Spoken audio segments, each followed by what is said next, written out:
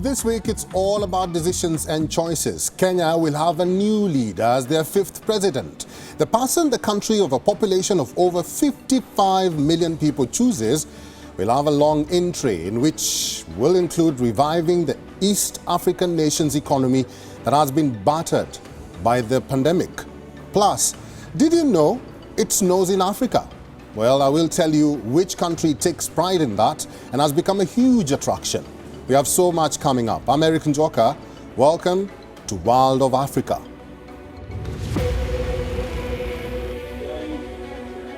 Sierra Leone's parliament has passed 2 laws that lawyers say will help boost the rights of rural landowners and women against land grabs by big mining and agri-business farms. The West African country has a history of sometimes deadly conflict between local communities and foreign companies that have cleared huge tracts of land for palm oil and sugarcane plantations in recent years.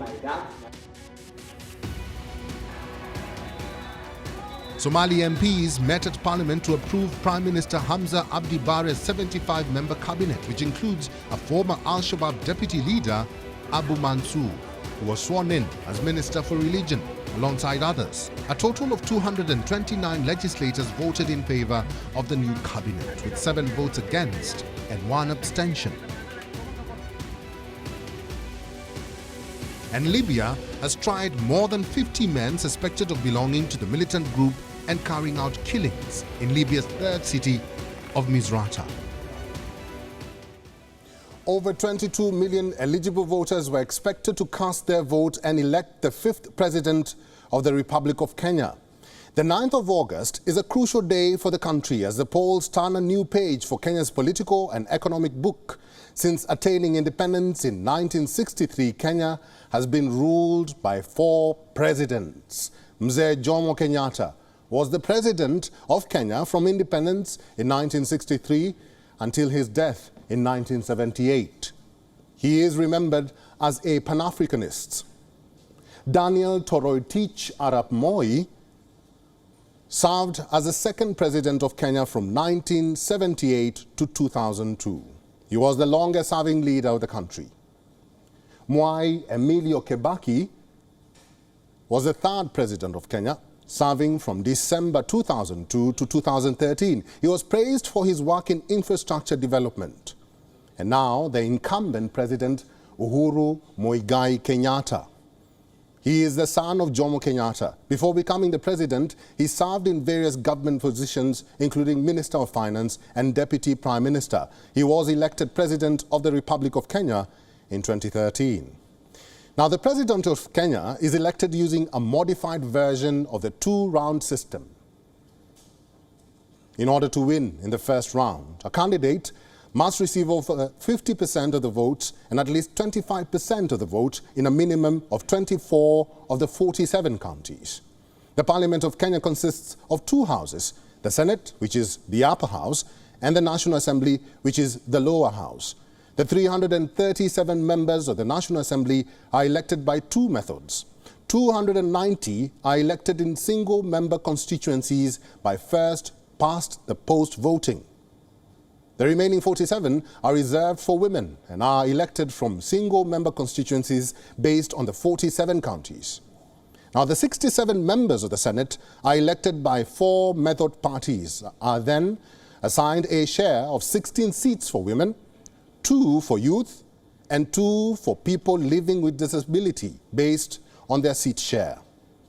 Kenya will also choose who governs their 47 counties. Members of the county assemblies are elected from 1,450 electoral wards. Kenya's presidential candidates have been campaigning ahead of the elections, and there have been misleading allegations made about their qualification to stand. TikTok is one of the most popular social media platforms among young voters, but its role in Kenya's heated presidential race is going relatively unscrutinized. Recently, the ethnic watchdog did threaten to shut down Facebook over claims of disinformation being spread online. Now, although there are signs this may now be changing in Kenya, Ethnic identity has been used to grant privileges. Sometimes it's the only qualification considered for a job, a vote in the election, or even in accessing mundane favors from someone in a position of authority. Currently, only 8 million registered voters, about a third of the total 22 million, are aged between the age of 18 to 35, reflecting an increasing level of apathy about governance and elections among young potential voters. Kenya has a high internet penetration rate of 87%, so its young demographic is highly exposed to political content online, but increasingly too to outright disinformation and inflammatory rhetoric on social media. There were reports of dozens of female candidates who have been physically assaulted during campaigning for presidential, legislative, and even local elections. And this is according to the Kenya Women Parliamentary Association. Such violence deters all but the most determined women from contesting, and most cases go unreported. Kenya is a regional economic giant, and what happens there affects the rest of East Africa. In recent years, it has lost ground to Ethiopia, but if you look at the average income per person in Kenya, then at just over $2,000 a year, it is more than double its northern neighbor. However, this crude figure, estimated last year, masks the huge inequalities in the country and may not include the full impact of the shutdowns introduced in response to the COVID pandemic. So these are the issues that the country is facing. So who is going to succeed the incumbent Uhuru Muigai Kenyatta and take the reins of one of Africa's vibrant democracies? The contenders are William Samoei Ruto. William, who heads the Kenya Kwanza or Kenya First Alliance and is currently the deputy president. The 55-year-old Ruto has pledged to boost spending for small farmers and private businesses and reform national health insurance and social security funds. The second contender is Raila Amolo Odinga. Raila, or Baba, is running for president under the Azimio la Umoja, or Declaration of Unity Alliance, which includes Kenyatta's own Jubilee Party. Odinga has pledged to stamp out widespread graft and give a monthly stipend to the unemployed, universal health care, and also free education to all. The third contender is 63-year-old George Wajakoya. George, who describes himself as a lawyer, academic, and former spy, is running under the Roots Party of Kenya.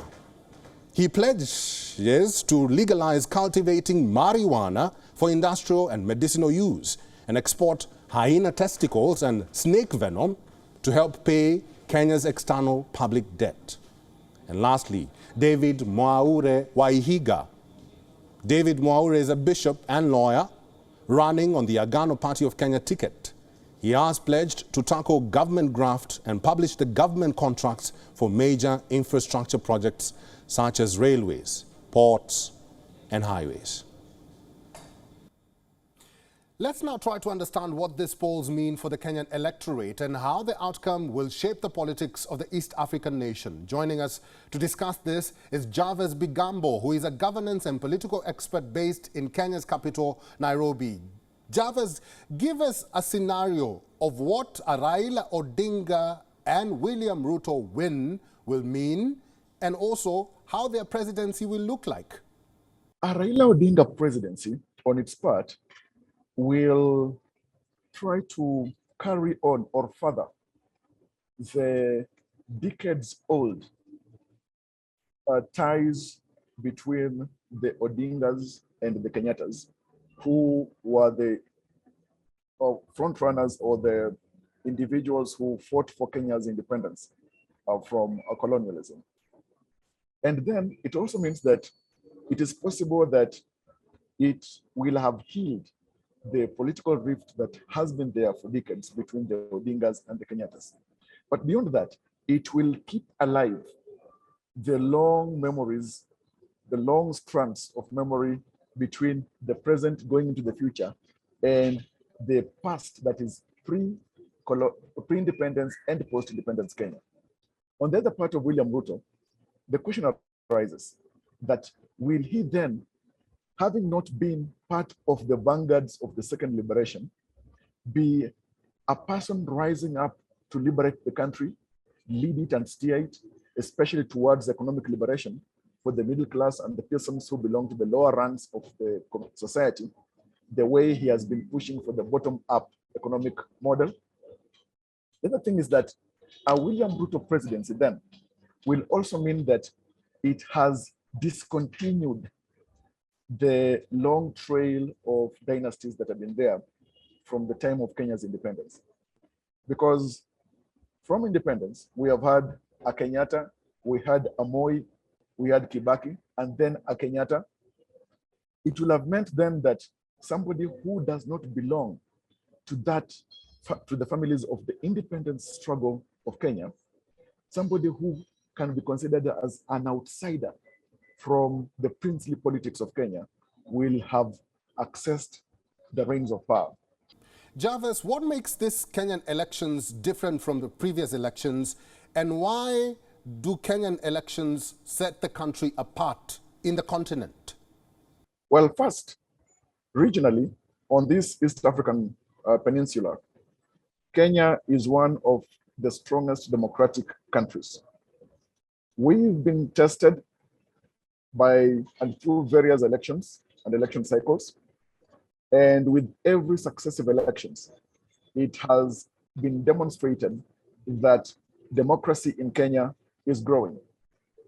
And for instance, in 2017, when Kenya held its elections and the presidential results were annulled by Kenya's Supreme Court, it demonstrated that the institution of the judiciary is free and independent, devoid of executive influence. Beyond that, we saw that following the annulment of the presidential results in 2017, other countries on the continent, such as Malawi, followed suit, and that has strengthened the practice of democracy. It has strengthened the institution of the judiciary. And beyond that, it sent a message, and it has continued to send a message across the continent and even in the world, that countries or democracies in third world countries or in Africa can build institutions that are dependable, institutions that can progress democracy. And beyond that, it has demonstrated that Kenya, like other countries in the West, are able to strengthen the democratic practice and tenets. Jarvis, let me ask you this. What makes these elections different from previous polls in Kenya? I think that this election holds the promise of nurturing, securing, and building our democracy as Kenya. And it's when institutions and persons come together, building their faith in democracy, believing in the institutions that have been established, whether constitutionally or statutorily, then the future of democracy is more assured. We at WION of Africa have been highlighting the effects of climate change on the continent and how the vagaries of drought has affected millions in sub-Saharan Africa, East, and the Horn of Africa region. Wairima Ndongo is an ardent viewer of WION World is One, and she recently toured the Ethiopia-Somalia border. I will now let her tell us what she saw on ground. My name is Grace Ndongo. I work for a global humanitarian organization called Masiko as the Africa Media and Communication Manager. I recently traveled to Gode region. Gode is in the Somali region of Ethiopia to see first-hand experience of what communities are going through as a result of prolonged drought. Communities around Gode as well as the broader Somali region depend on livestock, but because of the drought, which has seen 4 consecutive seasons without rainfall, majority of their livestock have died and the rest is too emaciated to survive.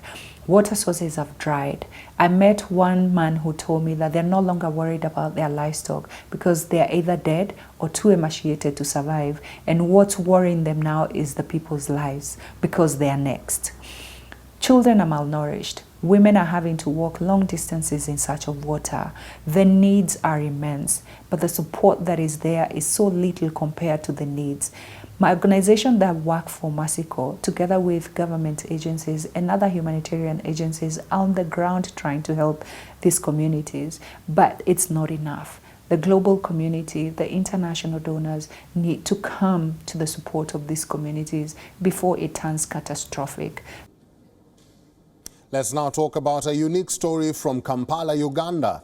Slightly over 1 million people in Uganda have a hearing disability, and most of them have limited access to TV news. So, a new TV studio has come up with a brilliant and different idea: employ hearing-impaired newsreaders or anchors. Still wondering how that works? Well, check out this next report. When Susan Mujawa Ananda heard a hearing-impaired man had been shot and wounded during the global health crisis, she decided to act. His family says he didn't know there was a curfew. Ananda's solution to bridging the information gap was to set up an online television channel for hearing-impaired people. The security guys called upon him to explain why he was moving beyond curfew hours, and unfortunately, because he did not hear, he kept on moving. Late last year, Ananda, who is a sign language interpreter, teamed up with her hearing-impaired friend Simone Eroku. After winning a grant, they founded Signs TV. In a typical broadcast, the news is read by two hearing-impaired anchors and simultaneously signed by an interpreter, going slowly to match the anchor's pace. The screen also carries subtitles. Roku said the future of communication must be inclusive. This implies that we have to ensure that everyone in the community should be able to understand the message you are passing on. And we believe that if information is inclusive for everyone, even us as deaf people will be able to benefit from it. Signs TV made its first broadcast in April and employs 8 staff, including 4 hearing-impaired anchors. For now, it produces only one weekly news roundup on Saturdays due to financial, staffing and technical constraints. Up to about 800 viewers have watched individual bulletins so far, and the numbers are growing. Thank you, and we have entertained. Ananda says Signs TV has ambitions to expand, including off-airing sports and talk shows. Catch you later. Historically, women have often been viewed as inferior to men with respect to physical prowess and athletic ability. Women in Central Africa are well aware of the importance and value of sports, and their interest is increasing day by day. However, the participation of girls or women in rugby challenges the gender stereotypes and discrimination, and can therefore be a vehicle for the promotion of gender equality and empowerment of girls and women. But in the land of the round ball, where Samuel Eto'o and Rigobert Song are worshipped, the oval ball is struggling to find a place, particularly among women. 26-year-old Cameroonian rugby player Alvin Kweke is 1.82 meters and trains multiple times a week in Nekol Ango, an impoverished district in the capital Yaoundé. She plays for the Nafon Dreams Academy, one of 4 women's rugby clubs in Cameroon. She also has been selected for the Cameroon national team this year. According to the Cameroon Rugby Federation, only 120 women are registered players. Alvin Kweke, who moves between the front and the back rows, cannot, however, live without her passion. She is not paid any salary, only bonuses. She lives with her mother, her 3 brothers and a sister in a small shack in Nekom, a popular district in Yaoundé. She had to overcome not only her mother's reluctance, but also discrimination to practice her sport. I get scared when she plays. When she plays, she comes back here with destroyed feet. She goes and sleeps over there. Nobody can help with 100 FCFA or something like that to buy medicine. Every time, even in my own family, people say, "No, Alvin, you have been playing rugby for years, but it's not paying off for you." I tell them that it's my passion, even though I haven't been doing it for a very long time, but I love rugby. I love my sport. I love what I do. In 2019, Cameroon, which has a population of roughly 30 million inhabitants, was ranked 141 out of 189 countries in terms of gender equality, according to a United Nations report. Women only represent 6% of the government of 89-year-old President Paul Biya, an iron-fisted ruler who has been in power since 1982. Only 8% are township leaders. There is reluctance at first. Families are really reluctant. But as players progress, they begin to accept it, despite themselves. For me, it's the first time I've been here, and it's really interesting to see women doing this job, playing this sport. Because usually it's the men we are used to seeing doing this sport. It's really encouraging because it already removes the idea that it's a sport reserved only for boys and that everyone can do it. When a man meets me, I don't tell him directly what I do as a sport. But at some point, when I see that he needs to know what I do, if it's getting serious, I tell him that I play rugby. And then the person starts distancing himself. He starts being afraid of a girl who plays rugby and also practices judo. The women's team is counting on the next African Rugby Championship in Cameroon to showcase their skills. According to World Rugby, Cameroonian women ranked 26th out of 61 nations, while their male counterparts trail far behind. They were in the 104th place out of 109. While millions across Europe swelter through a summer of record-breaking heat, they are skiing in Africa. This is not another sign of climate change, but rather the fascinating anomaly of Lesotho, a tiny mountain kingdom completely surrounded by South Africa and which has an obscure geographical claim to fame. It is the only country on earth where every inch of its territory sits more than 1,000 meters or 3,280 feet above sea level. Here now is a report.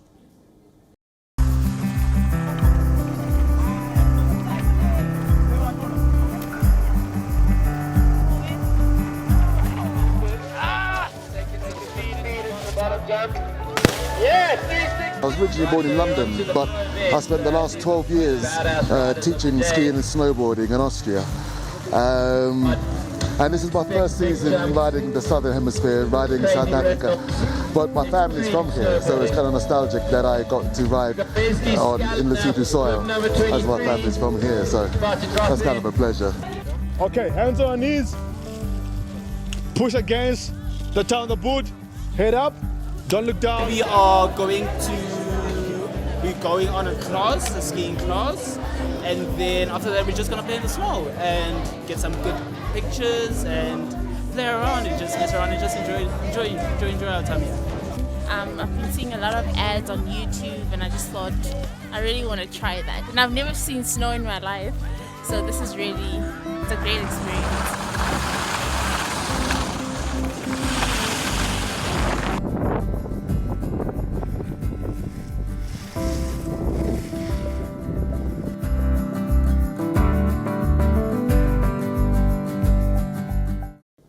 And that's it on this week's Wild of Africa episode. As always, we appreciate your feedback. Tweet at WION News with the hashtag Wild of Africa and tell us what you would want to see on our future shows.